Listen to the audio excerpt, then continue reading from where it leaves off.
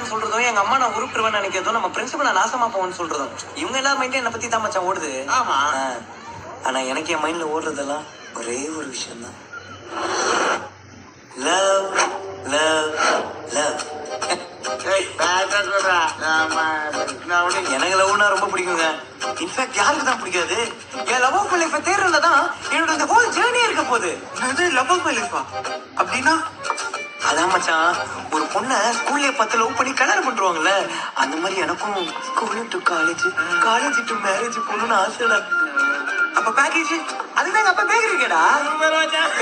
தேங்க்ஸ்டா.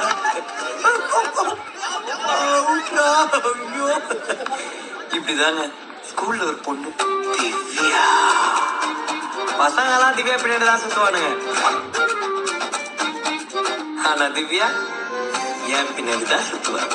போறேன் அப்படின்னு ஒரு பார்வை பாப்பா பாருங்க, என் மனசே உடஞ்சிடுங்க. ஆனா இந்த உடஞ்சு போன மனசை ஒட்ட வைக்கிறதுக்குனே இங்க ஒருத்தி இருக்கா. அகில சேஷாத்ரி பிரியா.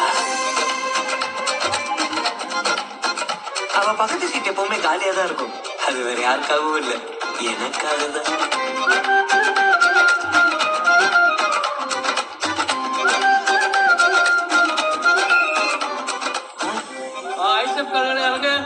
ஆனா என் சந்தோஷம் என்னைக்குமே நிலைக்கிறதே இல்லைங்க.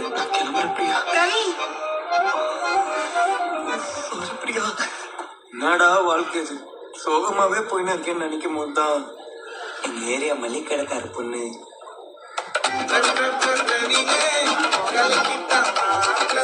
பக்கத்து வீட்டுக்கார பொண்ணு கோயில்ல அப்படியே பார்க்கணும் வந்ததுல இருந்து பொய்யா சொல்றாங்க.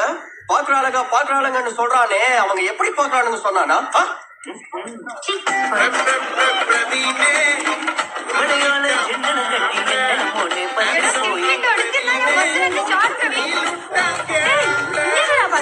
துணி எப்படி காய போறதா பாக்குற, வேற எதுவும்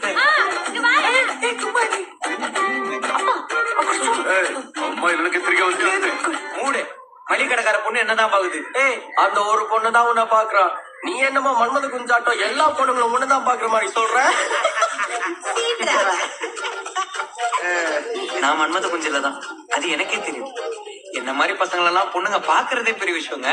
அவனுங்க எப்படி பார்த்தான்னா பாக்குறாளுங்கள, அதானே கிக்கு. இதே மாதிரி பேசினே இரு, பாக்குறவனும் பார்க்காம போயிடுவான். பைத்தியக்கார போகுதே புது புது பொண்ணுங்களா